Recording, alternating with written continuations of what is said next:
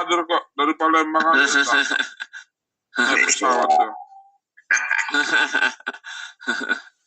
Nah, karena memang diberitahu kan untuk hari Jumat dipercepat. Nah, makanya kita percepat. Memang gitu ya, kan gitu Pak Ustaz. Oke, kita mulai ya. Ya, Ustaz.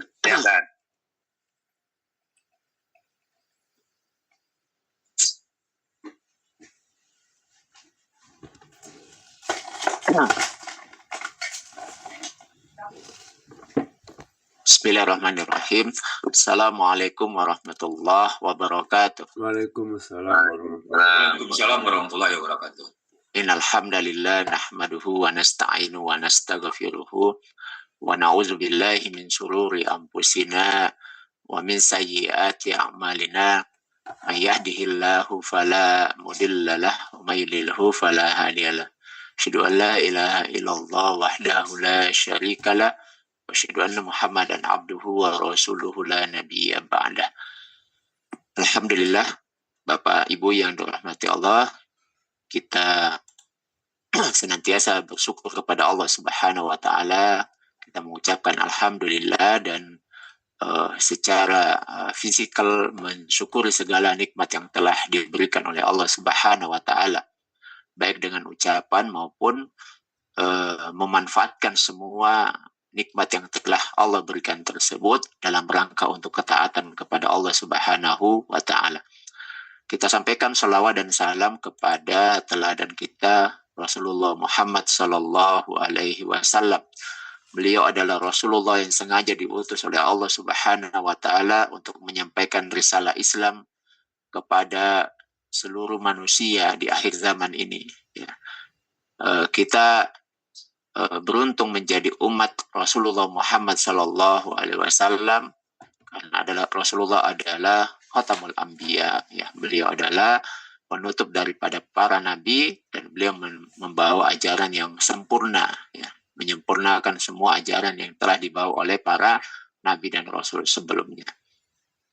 Di antara kesempurnaan ajaran Islam yang dibawa oleh nabi bahwa ajaran tersebut mencakup seluruh aktivitas yang dilakukan oleh manusia. Jadi ketika kita berbicara tentang Islam, maka kita tidak hanya berbicara tentang aktivitas ibadah, tetapi juga seluruh aktivitas, diantaranya adalah menyangkut tentang muamalah. Bahkan kalau kita bicara tentang pemerintahan, itu ada juga sistemnya di dalam Islam. Bicara tentang politik luar negeri, itu juga ada sistemnya di dalam Islam. Oke, baik. Sekarang kita melanjutkan pembahasan daripada minggu yang lalu, ya, tentang qard, ya, qard atau utang. Ya, kita sudah bahas bahwa dalam pembahasan fikih ketika kita berbicara tentang utang itu ada dua istilah, ada yang disebut dengan dain dan ada yang disebut dengan qard, ya. Jikalau utang itu muncul karena adanya akad, ya, misalnya ada jual beli lalu masih ada sisa yang belum dilunasi, atau misalnya ada sewa menyewa, ya, ada sewa mungkin dicicil atau baru dibayar DP-nya, maka itu berarti utangnya muncul karena adanya rukun yang adanya akad yang disepakati. Maka sisanya itu disebut sebagai dain. Nah, termasuk dain juga itu adalah utang yang muncul karena adanya perusakan barang yang disebut dengan itlaf. Baru kemudian di antara dain itu juga ada namanya qard, ya, yaitu utang karena barang yang semisal. Oke, sekarang bagaimana kalau yang terjadi itu adalah qard, ya. Kita sudah bahas bahwa qard itu terjadi karena adanya pinjaman terhadap barang yang istilahnya itu misliyat, dan bisa juga terjadi pada yang kimiat. Nah, ada 3 rukun, ya, 3 rukun pada qard. Nah, itu yang pertama dua pihak yang berakad, yaitu pemberi pinjaman dan yang meminjam, al-muqrid dan al-muqtarid. Dari al-muqrid yaitu pemberi pinjaman, dan muqtarid atau al-mustaqrid yaitu yang meminjam. kemudian harta yang dipinjamkan, ya, jadi al-malul muqtarid, dan juga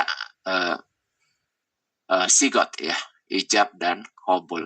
Nah, sebagaimana kita pahami, rukun itu artinya tiang atau sesuatu yang menegakkan sebuah bangunan. Jadi kalau tidak ada salah satu dari tiga ini, ya, maka dianggap tidak ada yang namanya pinjaman.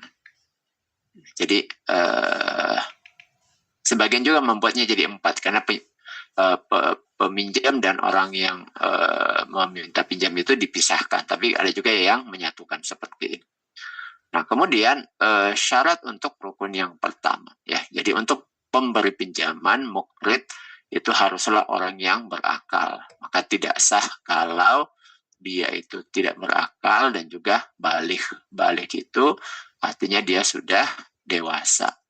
Jadi pinjaman yang diberikan oleh anak-anak itu tidak sah. Kemudian kalaupun anak-anak nanti diwakilkan oleh walinya, ya. Kalau misalnya mau menggunakan harta daripada anak-anak yang mau dipinjamkan. Kemudian merdeka, kemudian rasyid, ya. Rasyid itu tidak boros atau safih. Lalu kemudian untuk peminjam muqtarid dia haruslah orang yang berakal, balik dan merdeka, ya. Disyaratkan seperti itu. Kemudian yang kedua, ya, harta, ya. Nah, harta yang dipinjamkan itu al-malul muqtarad, ya. Yang pertama termasuk harta yang sifatnya misliyat. Nah, tadi sudah kita bahas bahwa qard itu adalah umum terjadi pada harta yang misliyat. Nah, harta misliyat itu, jadi kalau kita bahas dalam fikih muamalah, harta itu bisa dibagi dua. Ada yang disebut dengan misliyat, ada yang disebut dengan kimiyat. Nah, misliyat itu asal katanya misal, ya. Misal itu artinya yang serupa atau semisal. Jadi harta itu bisa kita cari semisalnya di pasaran. Ya, uang, ya. Kalau kita punya uang 5.000, 10.000, 100.000, ya pasti kita jumpai juga ada yang uang yang seperti itu pada orang lain. Nah, kemudian barang-barang itu pada umumnya yang bisa ditakar, ditimbang dan dihitung itu ada semisalnya, ya. Kalau kita ada beras, ya, beras misalnya beras jenis apa gitu, itu ada juga pasti di tempat yang lain, ya, beras yang sama. Atau kurma, ya, ada juga kurma yang sama, dan seterusnya. Nah, kemudian ada harta yang sifatnya itu kimia, ya. Jadi kimia, asal katanya kima artinya nilai, artinya harta yang diperdagangkan dengan cara dinilai, ya. Kimiat ini tidak jumpai semisalnya, ya. Misalnya hewan, ya. Jadi kalau unta, ya, sulit mencari unta yang betul-betul semisal, ya. Kemudian katakanlah sapi, kerbau, atau rumah, ya, itu disebutkan harta yang sifatnya kimiat, ya. Nah, bolehkah mengutangkan dengan harta yang sifatnya kimiat? Sifatnya boleh, asalkan bisa distandarisasi dengan tepat, ya. Nah, kita baca dalam hadis Nabi pernah meminjam unta, ya, yang ukurannya lebih kecil, lalu Nabi mau pulangkan, ternyata tidak dijumpai yang semisal, lalu kemudian diganti dengan yang lebih gemuk, ya, lebih inilah secara nilai. Nah, seperti itu. Nah, kalau barangnya itu kimiat, nanti ketika dipinjam itu akadnya beda, ya. Jadi kalau misalnya orang meminjam itu lalu kemudian barangnya habis, maka disebut dia qard, ya. Tapi kalau dipinjam barangnya utuh lalu barang itu juga dipulangkan, maka disebut sebagai ariyah. Nah, itu nanti beda. Nah, ini istilahnya Bapak Ibu, ya. Jadi kan beda tuh kalau misalnya ada orang mau pinjam sapi misalnya, ya, pinjam sapi, lalu Dia pinjam lalu sapi itu hanya dimanfaatkan saja ya, dimanfaatkan untuk kalau biasanya kerbau ya, kalau bajak sawah. Nah intinya dimanfaatkan saja. Lalu kerbau itu dipulangkan kembali, sapi itu dipulangkan kembali. Dalam fikih muamalah ini namanya ariyah ya. Karena barangnya tidak habis kita pulangkan. Tapi kalau misalnya pinjam kerbau lalu sapi lalu dipotong, dikonsumsi. Nah baru mau dipulangkan. Nah itu namanya khor. Ya. Nah, ini supaya sama persepsi kita dalam istilah. Karena dalam bahasa Indonesia dibuat artinya sama saja jadi pinjaman. Padahal ada barang yang kita pinjam itu kalau dipinjam lalu dikonsumsi habis, baru mau kita pulangkan atau kita ganti, tapi kita cari barang pengganti yang semisal. Nah itu disebut qard ya. Nah itulah kemudian misalnya pinjam apa ya, pinjam di masa itu misalnya tetangga pinjam beras, misalnya beras pinjam misalnya 1 kilo. Nah dipinjam itu tentu saja dikonsumsi sampai habis, dia masak, dia makan, lalu kemudian besoknya mungkin atau apa setelah suaminya bekerja lalu dapat penghasilan, dia beli lagi beras yang lain tentunya, baru kemudian dia ganti. Nah gitu. Nah berarti dia pinjam beras, dikonsumsi habis, lalu dia cari beras juga, baru dipulangkan. Itu namanya mengganti dengan barang misliat. Nah kalau seperti namanya qard.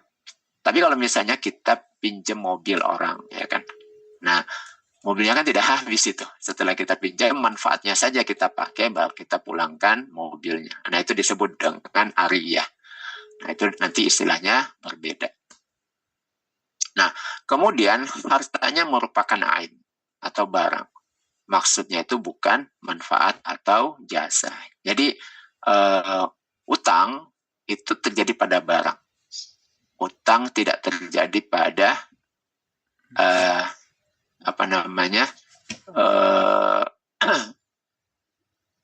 utang budi seperti itu ya. Jadi karena utang budi itu ya nggak bisa diuangkan. Kemudian hartanya diketahui ya, maklum, yaitu diketahui kadarnya, kuantitasnya maupun sifatnya ya. Beras berapa kilo, lalu kemudian jenis apa, korma berapa kilo, kemudian jenis kurma apa ya, itu untuk barang yang di qard ya, diutangkan. Kemudian ada sigot ya, sigot. Nah pemberi pinjaman sah dengan segala ucapan yang menunjukkan memberi pinjaman, qard, seperti aqradtuka, aku pinjamkan kepadamu, atau aslaftuka, sama ya, aku memberikan pinjaman kepadamu, atau itu aku memberikan pinjamannya kepadamu. Seperti itu ya. Nah, nanti tinggal pakai bahasa daerah masing-masing atau apa yang menurut kebiasaan bahasa yang digunakan. Sedangkan untuk peminjam, dengan segala ucapan yang menunjukkan keridhaan untuk meminjam. Seperti astakridu, aku meminjam, qabiltu, aku terima, raditu, aku rela ya. Atau menurut bahasa yang ada di daerah masing-masing. Nah, setelah terjadi akad qard, maka kepemilikan barang berpindah menjadi milik peminjam, bukan lagi milik milik pemberi pinjaman. Nah, jadi qard itu memang bahasa Indonesianya itu meminjam, tapi nanti ketika sudah dipinjam, yang harus dia gantikan itu adalah barang serupa saja. Nah, seperti itu. Nah, bagaimana kalau sudah dipinjam lalu kemudian ternyata tidak juga dikonsumsi lalu dipulangkan? Berarti sebenarnya dia tidak sedang melakukan qard ya, seperti itu. Artinya dia pulangkan barang itu juga tidak jadi dikonsumsi karena qard itu dipinjam untuk kemudian dikonsumsi. Nah, harta yang dikembalikan oleh peminjam haruslah harta yang semisal dan sekadar ya, sama jumlah maupun kadarnya. Nah, dalam mengembalikan pinjaman tidak diperbolehkan ada syarat memberikan tambahan. Nah, ini yang perlu diperhatikan ya. Jadi, tidak boleh ada syarat memberikan tambahan bagi pihak peminjam. Kenapa tidak boleh ada syarat? Karena tambahan yang diambil dari utang piutang tersebut dikategorikan sebagai riba yang haram hukumnya. Nah, ini yang perlu diperhatikan ya. Jadi, qard ini tidak boleh ada tambahan. Baik tambahan barangnya maupun adanya manfaat dari barang tersebut. Jadi kalau tambahan ya tentu saja yang meminta berapa persen misalnya. Atau manfaat itu katakanlah dia kemudian memberikan servis ya. Macam-macam lah servisnya ya kan. Kalau di dalam hadis yang pernah kita bahas itu adalah memberikan tunggangan. Nah ini juga tidak diperbolehkan. Nah apa riba itu? Jadi riba secara bahasa artinya ziyadah atau tambahan. Nah adapun menurut istilah syar'i itu adalah kullu ziyadah li ahdil muta'aqidaini ya. Jadi tambahan bagi salah satu pihak yang berakad dalam fi aqdil muawadah, dalam akad pertukaran ya. Jadi tanpa ada pengganti. Atau riba itu adalah ziyadah atau tambahan sebagai pengganti waktu. Nah, jadi di dalam hadis itu dijelaskan bahwa az-zahabu biz-zahabi, emas ditukarkan dengan emas. Wal fiddatu bil fiddati, perak dengan perak. Wal burru bil burri, gandum dengan gandum. Wasyairu bisya'iri ya. Jadi syair atau jawawud dengan jawawud. Watamru bitamri ya. Jadi kurma dengan kurma, wal milhu bil milhi, garam dengan garam. Nah, apa syarat yang harus dipenuhi? Nabi menyebutkan mislan bimislin. Jadi pertama harus sama takarannya. Ya, sawaun bisawain. Ya, jadi harus sama takarannya dan juga jenisnya ya. Kemudian ya dan biadin. Ya dan biadin itu artinya kontan ya, langsung diserahkan cash, tidak boleh ada utangan di dalamnya. Wa iza ikhtalafa hazihil asnaf ya. Jika berbeda-beda jenisnya ya, fabi'hu kaifa syi'tum ya. Maka jualah sesuka kalian. Iza kana ya dan biadin, apa asalkan dilakukan secara cash ya. Jadi kalau emas mau ditukarkan dengan emas harus sama ya, dan cash. Perak dengan perak harus sama dengan cash. Rupiah dengan emas, rupiah dengan rupiah ya, itu harus sama dan cash. Nah, bagaimana kalau beda ya? Di sini izah talafa ya, jadi kalau berbeda emas dengan perak, maka kata Nabi silakan aja sesuai dengan kesepakatan ya. Yang penting ya dan biadi, yang penting dia dilakukan secara cash atau kontan. Nah ini dia ya contoh-contoh barangnya ya. Jadi emas dengan emas, perak dengan perak, gandum dengan gandum, jawawut dengan jawawut, kurma dengan kurma, garam dengan garam. Nah, bagaimana penjelasan hadisnya bahwa inilah barang yang disebut dengan barang ribawi. Jadi ada 6 jenis ya. Jadi emas, perak, termasuk di dalamnya uang kertas, gandum, jawawut, kurma, dan garam. Nah, jika barang ini dipertukarkan, maka yang pertama haruslah sama dan setimbang. Jika uang kertas nilainya harus sama, jadi 100.000 itu ditukarkan juga dengan nilai yang sama dengan 100.000. Ya, apakah 10.000, 10.000, 20.000 dan seterusnya. Kemudian harus kontan, ya, tidak boleh dikreditkan dan harus tangan ke tangan, tidak boleh secara online, ya. Jika barang ribawi tidak sejenis dipertukarkan, maka boleh suka sama suka. Dan harus kontan, tidak boleh dikreditkan, dan harus tangan ke tangan. Jadi ketemu ya. Nah mungkin muncul pertanyaan, bagaimana kalau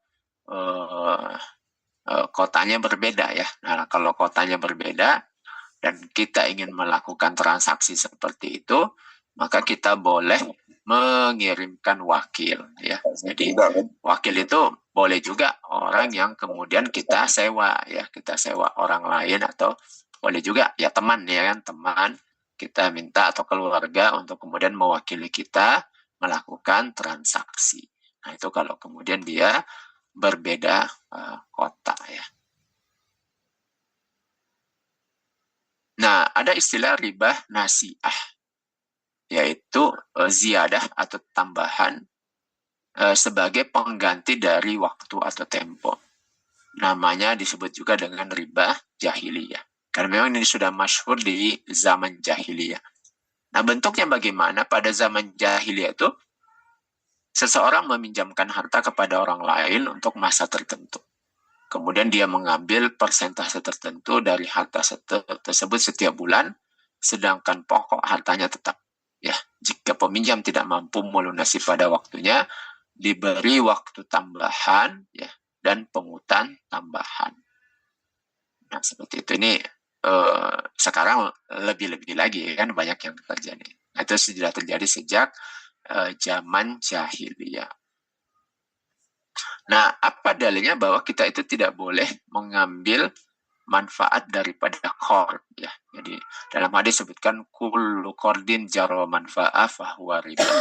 Jadi setiap utang piutang yang menghasilkan manfaat itu adalah riba. Nah, iza aqrada fala ya'khuzu hadiyah. Jadi jika seseorang memberikan pinjaman, maka janganlah dia mengambil hadiah.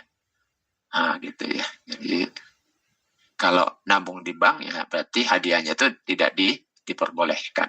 Masuk ke dalam riba ya. Kemudian riba fin nasiah. Riba itu juga masuk dalam nasiah atau menanti. Ala inna riba fin nasiah ya. Jadi ingatlah, sesungguhnya riba itu ada dalam nasiah.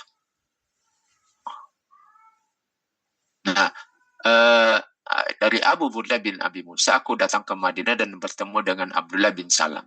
Nah, ia berkata, innaka bi ardin riba biha fashin iza kana laka ala rajulin haqqun fa ahda ilaika himla tibnin au himla syairin au himla qattin wala ta'khuzhu fa innahu riba ya.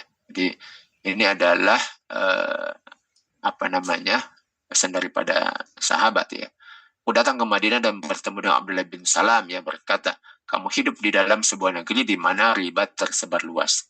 Karena itu, jika salah seorang di antara kalian berutang kepadaku dan ia memberikan sekeranjang rumput atau gandum atau jerami, janganlah kamu terima karena itu adalah riba.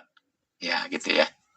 Jadi intinya bahwa setiap manfaat daripada utang itu adalah riba. Nah, saking hati-hatinya ya kalau kita baca kisahnya para ulama itu, bahkan manfaat pun yang mungkin kita anggap sepele ya kan, manfaat yang kita anggap sepele. Saya membaca kisah itu, nah kalau saya tidak salah ini, nanti kalau keliru boleh dikoreksi ya, dinisbahkan ke Imam Abu Hanifah ya, Imam Abu Hanifah. Jadi Imam Abu Hanifah itu muridnya sahabat. Beliau termasuk ya, ulama mujtahid, imam mazhab yang paling senior di antara Imam Maliki, Imam Syafi'i, dan Imam Ahmad. Jadi yang paling senior itu adalah Imam Abu Hanifah. Imam Abu Hanifah ini orang kaya ya. Beliau juga pedagang kain, dan juga banyak hartanya. Nah, dari harta yang banyak itulah kemudian dia banyak meminjamkan ke orang. Beliau sangat berhati-hati ya. Kenapa dikisahkan itu, kalau kan di negara Timur Tengah itu kan panas sekali. Jadi kalau kita pergi ke masjid sholat zuhur,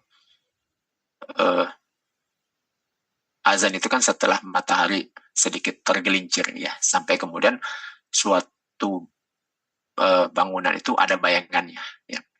Nah, apa yang dilakukan oleh masyarakat itu biasanya kalau mau ke masjid, dari rumah ke masjid itu kan selalu mencari bayangannya bangunan ya. Nah, karena tidak ada pohon kan, untuk kemudian berlindung di baliknya supaya tidak terlalu panas ya kan, berlindung di baliknya. Kita bayangkan saja lah ya, jadi kalau kita dari rumah ke masjid itu agak jauh, maka sepanjang jalan itu kita cari bangunan, lalu kita berlindung di balik bayangan bangunan tersebut supaya tidak terkena panas matahari. Nah itu dikisahkan, nanti dikoreksi lagi kalau menurut saya keliru ininya, bahwa beliau melihat-lihat tuh, ini rumah bayangannya rumah siapa nih. Nah kalau ada bayangan rumah yang dia memberikan hutang ya, maka dia menghindari ya, kan itu adalah manfaat. Jadi manfaat berlindung di balik bayangan rumah orang, itu kan manfaat ya, karena itu adalah manfaat. Sementara hadisnya kullu qardin jaro manfaat fahuwa riba. Nah itu padahal kalau kita itu kan sepele ya, nah itu kan mau dinilai uangnya juga berapa, tapi itu disebut sebagai manfaat ya, seperti itu. Nah hadis berikutnya nah seperti ini ya contoh yang apa kan. Jadi seorang laki-laki dari kami meminjamkan harta kepada saudaranya, lalu saudaranya memberi hadiah kepada laki-laki itu, maka Rasulullah Shallallahu Alaihi Wasallam bersabda ya, jika salah seorang di antara kalian memberikan pinjaman lalu dia diberi hadiah atau dinaikkan ke atas kendaraannya, maka janganlah dia menaikinya dan janganlah menerimanya, kecuali hal itu adalah sesuatu yang sudah menjadi kebiasaan sebelumnya. Ya, jadi kita lihat ya bahwa manfaat itu sepele ya. Apa itu sepelenya? Kalau hadiah ini mungkin butuh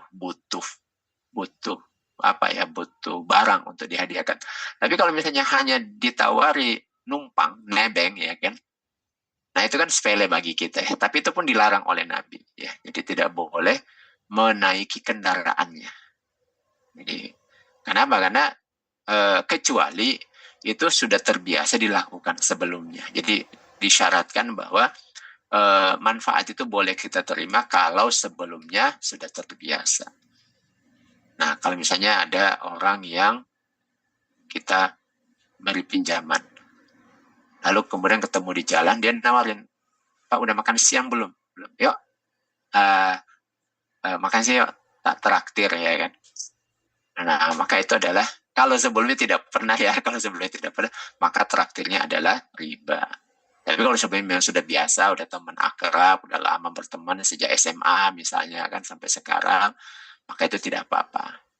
Nah, tapi kalau sebelumnya tidak pernah, berarti tawarannya itu karena segan ya kan, segan merasa berutang, merasa ada utang budi karena sudah dipinjemin. Nah, seperti itu ya. Nah, itu maka menjadi riba. Oke, baik Bapak Ibu, seperti yang sudah diminta sebelumnya bahwa kita paling lama 6:10 ya materinya, lalu kemudian ada sekitar 20 menit mungkin bisa diskusi sampai sebelum 6:30. Oke, saya cukupkan aja dulu materi sampai di sini. Kita padatkan dengan diskusi. Ya, saya kembalikan dulu ke Pak Pakar ya, mungkin yang akan memandu untuk diskusinya. Baik, silakan. Syukur Ustaz ya. Ya. Baik ya, Bapak langsung saja kita buka diskusi tanya jawab ya. Langsung aja yang mau bertanya kami persilakan, bisa via chat, bisa langsung ngomong langsung boleh. Ya, silakan. Sekarang Pak, banyak waktu kita ya, lebih kurang 20 menit bertanya. Lumayan. Assalamualaikum Ustaz. Waalaikumsalam warahmatullahi wabarakatuh. Ya, silakan Pak. Pak Rinaldi. Ya, kalau kita ketahui di Al-Quran itu kan hukuman riba lebih berat daripada mencuri ya Ustaz ya? Ya. Kalau mencuri sih dipotong tangan Pak ya. Ya, aku riba sama dia dengan menentang Allah dan Rasulnya berperang. Iya. Ya, dan kemudian dia kekal ya Ustaz ya. Kemudian kalau seseorang terpaksa Ustaz untuk kebutuhan makan, daripada dia makan riba, mendingan dia mencuri. Bagaimana Ustaz? Karena itu ada pertanyaan ke saya Ustaz. Oh gitu ya. Ya, jadi gini Pak, kalau di masanya Umar bin Khattab memang terjadi masa paceklik ya, masa paceklik, lalu kemudian ada orang yang mencuri karena faktor kebutuhan perut saja ya. Jadi bukan karena faktor kejahatan ya, hanya faktor untuk makan saja. Di masa itu Umar tidak menghukum ya, jadi tidak menghukum. Karena apa? Karena justru disitulah tanggung jawab negara yang lalai ya, tanggung jawab negara yang lalai. Kenapa? Karena ketika ada warga negara yang karena faktor kondisi, lalu kemudian dia tidak punya penghasilan, tidak ada lagi bahan makanan, maka harusnya dia datang ke Baitul Mal ya, datang kepada Umar, lalu kemudian dari negara itulah kemudian menyiapkan bahan makanan ya dari Baitul Mal, sehingga itu adalah tanggung jawab negara yang terlalaikan, sehingga di masa itu Umar tidak menghukum ya. Jadi makanya di dalam fikih itu nanti pencurian, tapi ini dalam konteks negara ya, dalam konteks negara, pencurian yang terjadi karena faktor memenuhi kebutuhan ya, karena memang kelaparan gitu, maka dia tidak dihukum ya seperti itu, karena memang negara yang lalai gitu. Nah, kecuali kalau negara sudah memenuhi kebutuhannya, lalu kemudian dia juga sudah secara pribadi katakanlah memiliki penghasilan, lalu kemudian dia mencuri, maka itu berarti faktor kejahatan kan, seperti itu. Nah gitu Pak, jadi nah, tapi kalau dalam konteks sekarang, ya tetap pasti akan dihukum gitu, oleh negara. Gitu. Jadi kalau ditanya mana bagus mencuri atau riba, ya kalau masih ada temannya bisa pinjam teman aja dulu Pak, gitu ya. Kan nggak mesti memilih di antara dua yang haram, masih ada pilihan yang halal yang lainnya. Nah gitu Pak, jawabannya. Terima kasih Ustaz. Iya, sama-sama Pak. Syukur Pak ya. Ya baik. Masuk tanya berikutnya, kami persilakan. Baik, dari Pak Junaidi, Pak Yunus, Pak Matondang. Assalamualaikum Ustaz. Waalaikumsalam warahmatullahi wabarakatuh. Ya silakan Pak Matondang. Kemarin Ustaz ke mamah kami muzakarah tentang saudara-saudara ngaji di masjid. Ya. Jadi sempat mereka itu bertanya pada pertanyaannya, kapan kira-kira orang-orang berbuat dosa atau berbuat zalim tentang memakan babi katanya, Ustaz. Kapan itu dinyatakan keluar dari Islam katanya, Ustaz. Terus saya bilang, ini kan masalah memakan. Jadi antara memakan babi kan udah framingnya udah jelas, dari anak kecil yang muslim sampai yang ujur kita bilang pun udah tahu kalau babi itu haram di dalam hukum Islam. Nah, ini kan ada dua memakan, Ustaz. Jadi bagaimana dengan memakan riba, saya bilang. Kalau saya bilang, orang yang memakan babi atau menjual babi panggang sekalipun dia, tidak akan keluar dia dari Islam. Karena ya namanya hanya memakan babi, ya hanya diharamkan dalam Al-Quran. Nggak ada ayat-ayat lain lagi yang menyatakan hukumannya seperti ini, hukumannya dosanya seperti ini, saya bilang. Nah, tapi kalau namanya memakan riba, di hadis pun ada 3 dijelaskan, sampai di Quran juga ada dijelaskan sampai diperangi, aku bilang. Ini mana lebih berat, saya bilang, Ustaz. Ini bagaimana Ustaz tentang memakan ini? Antara memakan riba dan memakan babi ini, Ustaz. Timbangannya. Demikian, Ustaz. Oke, baik. Jadi dosa itu, kalau sudah dosa jangan kita timbang-timbang, Pak. Jadi kalau misalnya dosa ditinggalkan. Karena apa? Karena dalam pembahasan fikih ya. Jadi kalau dosa itu meskipun kecil, kalau terus-menerus dilakukan, itu juga bisa menjadi besar juga ya. Dan seorang muslim itu tidak boleh menganggap sepele ya, meskipun dosanya kecil, karena boleh jadi itulah yang menggelincirkan kita ya, menggelincirkan kita karena terbiasa melakukan dosa kecil, lalu kemudian akhirnya terjerumus ke dalam dosa besar. Nah, kemudian tinggallah nanti didudukan saja Pak, didudukan saja. Jadi kalau misalnya ada orang memakan B2 misalnya, nah orang yang memakan B2 dia muslim, tinggal kita dudukkan saja dia memakannya itu karena apa. Jadi orang yang berbuat dosa, lalu dia masih menyadari bahwa dosa itu sesuatu yang tidak boleh, maka dia melakukan minimal kefasikan. Ya, jadi dia melakukan dosa. Ya. Tapi kalau misalnya ada suatu larangan, kemudian dia sudah tidak menganggap itu lagi sebagai sesuatu larangan, nah itu bisa jadi keluar dari Islam. Contohnya gini Pak ya, berpuasa ya, berpuasa itu adalah sebuah kewajiban. Lalu kemudian Ramadan, maksudnya Ramadan ya. Jadi lalu di bulan Ramadan ada seorang Muslim tidak berpuasa. Nah itu kita tanya gitu. Nah kenapa tidak berpuasa? Dia akan menjawab bahwa saya sakit ya. Atau misalnya dia tidak berpuasa tapi dia mengatakan saya tidak puasa, saya tahu ini dosa, tapi ya lagi lemah iman atau apalah seperti itu, atau lagi lapar gitu misalnya. Maka orang yang seperti ini tetap dalam keadaan Islam. Ya. Tapi kalau misalnya ketika ditanya kenapa tidak puasa, lalu dia mengatakan siapa bilang puasa Ramadan itu wajib, ya kan? Seperti itu. Berarti dia mengingkari kewajibannya. Nah kalau seperti ini itu dia itu disuruh bertobat. Yang kalau dia tidak bertobat itu bisa mengeluarkannya dari Islam, harus bersadat kembali. Karena para ulama itu sepakat ya. Jadi pada hukum-hukum yang sudah qat'i ya, pada hukum-hukum yang sudah qat'i, lalu kemudian ada orang yang mengingkari hukumnya, maka kalau dia tidak bertobat itu bisa keluar dari Islam. Ya. Misalnya puasa Ramadan itu wajib. Itu sudah nggak usah lagi diperdebatkan. Jadi kalau ada orang yang masih menganggap bahwa itu tidak wajib, maka itu bisa keluar dari Islam. Nah, seperti itu. Nah, gitu Pak. Jadi orang yang makan B2 tadi itu kalau misalnya dia masih meyakini bahwa itu memang haram, lalu dia memakannya itu karena faktor macam-macam lah sesuai dengan alasan masing-masing, maka dia seorang Muslim yang berbuat dosa. Ya, seperti itu Pak. Begitu ya Pak Matondang? Ya Ustaz, karena saya lanjut Ustaz.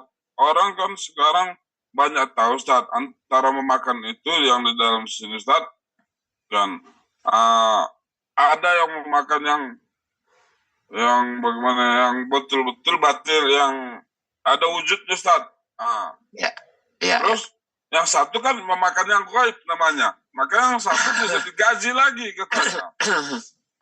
Riba itu kan memakan yang gaib karena bukan memakan langsung. Gitu Ustaz katanya. Babi itu makan langsung. Jadi yang riba itu selalu dibahas orang itu lagi Ustaz. Ini yang lucu faktanya. Masyarakat kita ini kan yang payah ini di sini Ustaz. Demikian Ustaz. Iya. Jadi memang istilah itu ada yang maknanya makna hakiki ya, yang ada juga maknanya itu makna-makna yang dia itu dikiaskan Mbak ya. Jadi ketika ada orang istilah makan ya, jadi istilah makan itu bisa dimaknai sebagai makan secara konsumsi, dan juga bisa juga makan secara melakukan aktivitas. Dan di masyarakat itu bahasa itu memang selalu sifatnya mustarak Pak, itu namanya mustarak ya, jadi memiliki makna lebih dari satu ketika menyebut kata makan. Di masyarakat kalau misalnya Bapak ketemu di pergaulan ya, misalnya kata main ya ini maknanya kata main, tapi nanti dimaknai bisa beda-beda Pak ya. Jadi kalau anak-anak ketemu dia ngajak main, yuk main kita yuk, maka itu maknanya adalah bermain ya, permainan ya. Tapi kalau ada dua pengusaha ketemu ya, itu biasa kan gitu juga ngomongnya, main apa sekarang ya kan? Oh sekarang main filter misalnya kan, atau enggak sekarang main mobil aja lagi ya kan. Nah main di situ kan diartikan sebagai apa itu Pak, bisnis ya kan. Jadi main apa sekarang, main jadi, apa? Kalau remaja ketemu selain Kalau remaja ketemu lain lagi, Pak. Tapi kalau preman dengan preman ketemu lain lagi kan, main kita katanya. Berantem. Berarti berantem kan, seperti itu. Jadi menggunakan kata-kata main kalau antara dua orang anak sifatnya ceria kan. Tapi kalau misalnya dua preman ketemu menggunakan kata main ya kok bisa saling marah-marah tapi mau main-main katanya kan, seperti itu. Jadi makna itu begitu, Pak. Jadi tidak bisa dimaknai hanya sekedar makna asal ya, tapi sesuai dengan konteks daripada kalimat yang digunakan. Makanya seperti kata tadi, makan riba itu kalau dikait istilah makan ya, ketika misalnya disebutkan dengan makan B2 ya memang makan secara memasukkan ke dalam mulut ya kan. Tapi ketika dikaitkan dengan riba itu ya artinya melakukan aktivitas riba. Nah gitu Pak ya. Ya karena memang ya bahasa itu begitulah ya sifatnya. Karena ada dua tuh yang salah makan pula Ustaz, yang disebutkan dosa besar. Iya betul. Makan babi tidak dosa besar, bilang. Makan harta yatim dosa besar, makan riba dosa besar. Masa kalian banding-bandingkan makan babi, gue bilang aja Ustaz. Demikian Ustaz. Iya ya. Jadi pembagian dosa besar dosa kecil itu memang ada dalilnya ya. Nah, cuman kita itu tidak boleh menganggap bahwa ketika melakukan dosa kecil itu aman-aman saja. Di dosa kecil yang dilakukan secara terus-menerus, lalu kemudian merasa itu seperti kadarnya rendah, nah itu juga bahaya ya. Karena akan membuat dia cenderung untuk melakukannya lagi, dan ketika sudah melakukan lagi, kalau sudah sampai kepada taraf itu sebagai dianggap seperti sesuatu yang biasa-biasa saja, itu bisa menghantarkan dia melakukan dosa yang lebih besar lagi, Pak. Nah, gitu. Bahaya Ustaz jadi ya. kalau dia, iya, Bahaya. Iya. Ya, Ustaz, mungkin Ustaz, Silakan, kalau Pak Junaidi. mungkin Makasih Ustaz.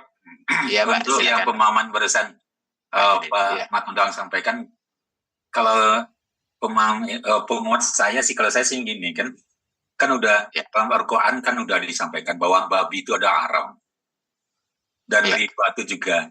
Nah, kita sih nggak terlalu perlu lah menurut saya kerjakan aja lah, ini adalah perintah Allah, ikutin Iya, aja. gitu, betul. Walaupun sebetulnya logika kita atau pemahaman kita belum sampai, kenapa kita harus mencari-cari lagi yang membuat pemikiran kita jadi agak-agak ini jadinya agak-agak bimbang. Padahal kan ini udah perintah Allah, bahwa babi itu haram.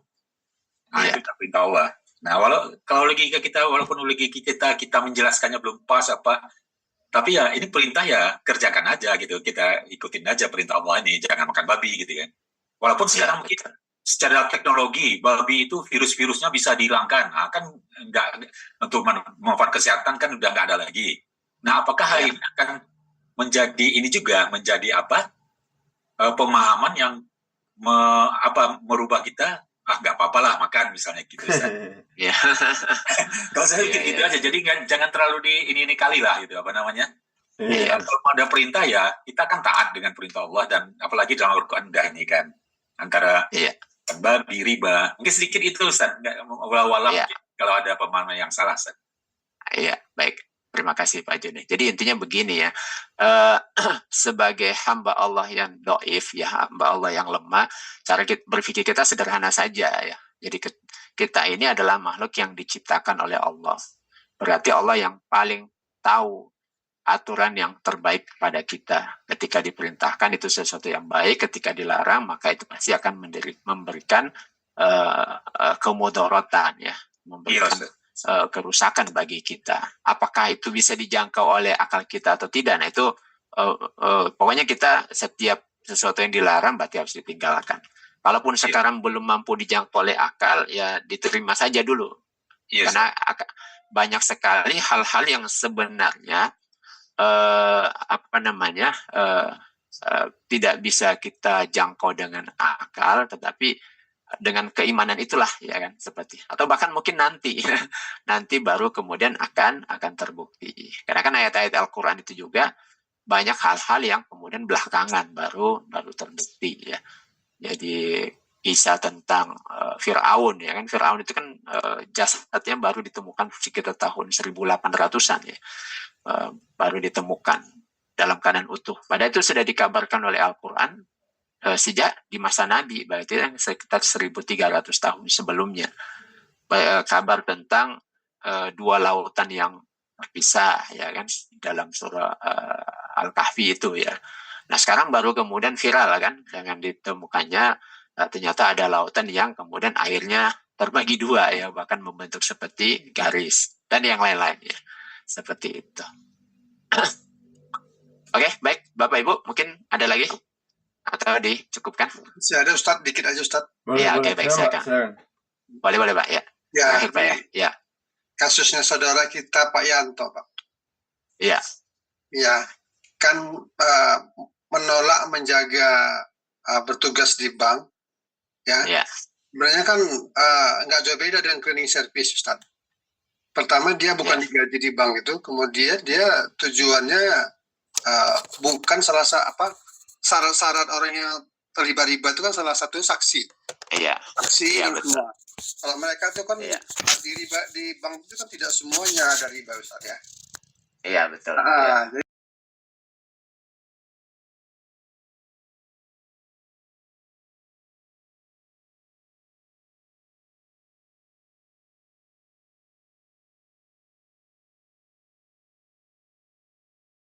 Jadi Kemudian pencatat dan juga saksi, ya seperti itu. Sehingga orang yang tidak terlibat dalam 4 itu tidak disebut melakukan aktivitas riba ya. Jadi dia bukan dua orang pihak yang bertransaksi, bukan menjadi pencatat dan juga bukan menjadi saksinya. Nah seperti itu. Jadi kalau misalnya dia hanyalah cleaning service atau penjaga, itu tidak termasuk bagian dari 4 itu. Nah, seperti itu ya. Nah, tapi kalau dia menjadi notaris ya kan itu pencatat. Kalau dia menjadi accountingnya pasti menjadi bagian daripada pencatatnya. Notaris mungkin jadi apa itu, pencatat atau saksinya ya. Pencatat lebih tepatnya ya. Kemudian kalau dia security, kalau sekarang ini security itu sering disuruh untuk menjadi teller. Ya, saya pernah ke salah satu bank ya. Jadi security-nya itu diajari ya. Mungkin untuk level naik inilah. Nah kalau sudah seperti ini sulit Pak. Nah seperti itu. Jadi bukan lagi penjaga murni. Nah, tapi kalau misalnya petugas keamanan dari luar itu jadi hanyalah petugas keamanan murni saja.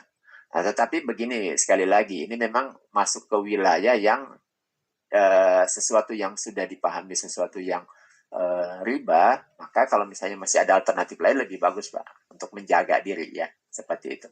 Jadi kalau misalnya kita bisa menghindari itu lebih bagus. Apalagi itu kan ada pilihan ya. Ada pilihan untuk bisa menjaga perkebunan atau kantor umum selain daripada riba. Nah, itu lebih bagus ya. Jadi Kehati-hatian tadi ya. supaya ya kehati-hatian. Nah, seperti itu Pak. Pak Rinaldi. terima kasih Ustaz. Ya, sama-sama. Oke, baik Bapak Ibu yang Mantap itu yang dirahmati lakukan Pak Allah. Yanto. Ya, Untuk menghindari debu-debunya, Ustaz. Iya, dia menjaga kehati-hatian ya. ya. Iya, seorang supi aja nggak mau berlindung di bawah gedung apa Ustaz? Gedung Orang yang bank diberikan itu. pinjaman ya. Perbankan. Manfaat berlindung aja nggak mau dia. Jadi. Allah Akbar. Amin. Udah mulai tinggi iman kajian Pak makin Yanto. kuat. Amin. Oke, baik. Ya, baik Bapak Ibu yang Ya, dirahmati Allah, pembahasan di pagi hari ini insya Allah kita lanjutkan di pekan depan. Kita tutup dengan doa kifaratul majelis. Subhanakallahumma bihamdika asyhadu an la ilaha illa anta astaghfiruka wa atubu ilaik. Assalamualaikum warahmatullahi wabarakatuh. Waalaikumsalam warahmatullahi wabarakatuh. Syukur Ustaz ya. Ya, syukur Pak ya semuanya. Saya izin duluan nih Pak ya. Iya Ustaz. Atas Ustaz. Baik ya Bapak-bapak, Ibu-ibu, sampai di sini kita pada pagi hari ini ya. Semoga bisa bermanfaat membahas masalah fikih muamalah ini. Semoga kita hari ini mendapatkan keberkahan dari Allah. Yang masih punya utang semoga cepat lunas, yang masih sakit semoga cepat sembuh, yang baru merintis usaha semoga usahanya lancar ya. Dan juga yang anaknya belum berjodoh semoga segera berjodoh ya. Semoga kita selalu istiqomah dalam menuntut ilmu ya. Amin ya Rabbal alamin. Baik Bapak-bapak, kita tutup ya dengan membaca hamdalah. Alhamdulillahirabbil alamin. Dan juga doa kifatul majelis. Subhanallah wa bihamdika Asyhadu an la anta astaghfiruka wa atubu ilaik. Wabillahi taufiq wal hidayah. Wassalamualaikum warahmatullahi wabarakatuh. Waalaikumsalam. Waalaikumsalam warahmatullahi wabarakatuh. Ya. Enggak